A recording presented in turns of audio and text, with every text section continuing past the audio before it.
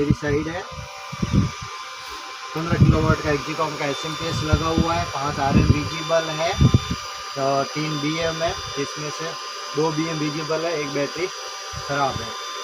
बाकी fire scope है, fire scope लगा हुआ है, और सिस्को है, ड्यू है, अर्थिंग कनेक्टेड है, और क्रिटिकल नॉन क्रिटिकल ओके है, अर्थिंग वगैरह सब कनेक्टेड है, फिल्टर विल्टर साफ है, ओडीसी कंडीशन ओके है,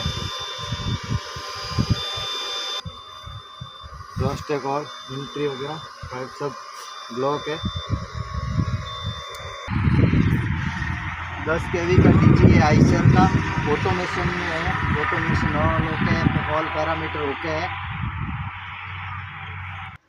डीजी बैटरी ओके है, मीटर बॉक्स ओके है, एमसीबी ओके है, एसपीडी ओके है, टाइट है, कनेक्ट है। PPRJ 00160 771।